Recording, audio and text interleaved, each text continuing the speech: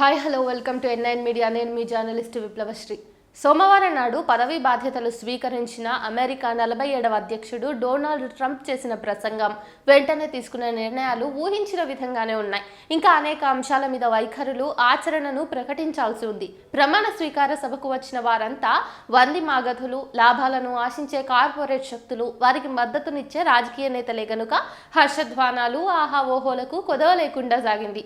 అలాంటి వారిని అలరించేందుకు, మద్దతుదారులను సంతుష్టీకరించేందుకు పలికిన పలుకుల సారం చూస్తే ఆత్మస్తుతి, పరనింద, ఎదురుదాడితో సాగిందన్నది స్పష్టం.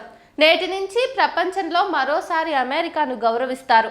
ప్రతి క్షణం, ప్రతిరోజు అమెరికాను అగ్రస్థానంలో నిలుపుతాను. సార్వభౌమత్వాన్ని, భద్రతను పునరుద్ధరిస్తాను. గతం కంటే బలంగా, గొప్పగా దేశం మారుతుంది. మరమ్మతు చేయడానికి వీల్లేని విధంగా సమాజ మూల స్తంభాలను గత పాలకులు దెబ్బతీశారు. విదేశాల సరిహద్దులను కాపాడేందుకు గత ప్రభుత్వం అపరిమిత నిధులు ఇచ్చింది తప్ప అమెరికా సరిహద్దులు, స్వంత జనాన్ని రక్షించేందుకు నిరాకరించింది. అమెరికాను మరోసారి గొప్పగా నిలబెట్టేందుకు హత్యాయత్నం నుంచి దేవుడు నన్ను రక్షించాడు. ఈరోజు అమెరికన్లకు విముక్తి దినం. ఇలా చెప్పుకుంటూ పోతే ఇలాంటివి ఇంకా ఎన్నో ఉన్నాయి. గత ప్రభుత్వం తీసుకున్న వాటిలో 78 నిర్ణయాలను రద్దు చేస్తూ సంతకాలు చేశాడు. వాతావరణ మార్పులపై 2016లో కుదిరిన పారిస్ ఒప్పందం నుంచి వైదొలగడం వాటిలో ఒకటి. తొలిసారి 2017లో ఆ నిర్ణయం తీసుకున్నాడు. తర్వాత అధికారానికి వచ్చిన జో బైడెన్ తిరిగి ఒప్పందంలో అమెరికాను చేర్చాడు. దాన్ని ట్రంప్ రెండోసారి తిరగదోలాడు. కాలుష్యం, భూతలం వేడెక్కకుండా చూసే బాధ్యత నుంచి వైదొలగడం అత్యంత బాధ్యతారాహిత్యం.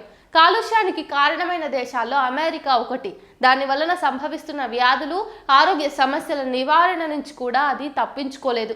అనారోగ్యం నుంచి కూడా లాభాలు పిండుకుంటున్న కార్పొరేట్ ఔషధ సంస్థలకు అది నిలయమే. అలాంటి దేశం ప్రపంచ ఆరోగ్య సంస్థ నుంచి తప్పుకోవాలని ట్రంప్ సంతకం చేశాడు.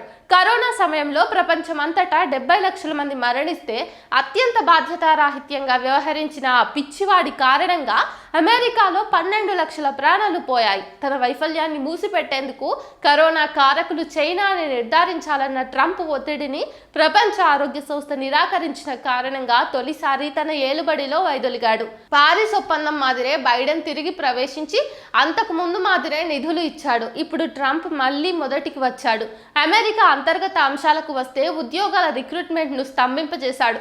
స్వర్ణయుగం ఇప్పటి నుంచే ప్రారంభమైందని ట్రంప్ వర్ణిస్తే రారాజు తిరిగి వచ్చాడంటూ Elon Musk, Sundar Pichai, Tim Cook వంటి వారు పొంగిపోయారంటే కార్పొరేట్ శక్తులు రెచ్చిపోయాయన్నది స్పష్టమైన విషయం. దాన్ని మరో విధంగా చెప్పాలంటే కార్మిక వర్గం మీద దాడి పెరుగుతుంది. జో బైడెన్ ఎన్నికను అంగీకరించేది లేదంటూ 2021లో అమెరికా అధికార కేంద్రంపై దాడికి పాల్పడిన తన అనుచరులు 1500 మందిపై కేసులు ఉపసంహరించాడు. 14 మంది పిచ్చి మితవాదులకు శిక్షలు తగ్గించాడు. మెక్సికో సరిహద్దులో అత్యవసర పరిస్థితి ప్రకటించి అక్రమంగా వచ్చేవారిని ఉగ్రవాదులుగా పరిగణించాలని ఆదేశించాడు. ఆర్కిటిక్ ప్రాంతంలో 1,60,00,000 ఎకరాల్లో చమురు తవ్వకాలపై నిషేధాన్ని ఎత్తివేశాడు. ప్రపంచమంతా కాలుష్యం లేని హరిత ఇంధనం కోసం చూస్తుంటే చమురు కార్పొరేట్లకు అనుకూలంగా ట్రంప్ ముందుకు పోతున్నాడు. గతంలో ప్రత్యేకంగా జరిగిన మేలేమీ లేదు. అయినప్పటికీ ట్రంప్ రెండోసారి అధికారానికి వస్తే భారత్కు మేలు జరుగుతుందా, కీడు జరుగుతుందా, నరేంద్ర మోడీతో ఉన్న స్నేహం దేనికి దారితీస్తుంది అనే రీతిలో మన దేశంలో చర్చలు సాగుతున్నాయి. ట్రంప్ విధానాలు పూర్తిగా వెల్లడి కాకుండా వ్యాఖ్యానించాల్సిన అవసరం లేదు.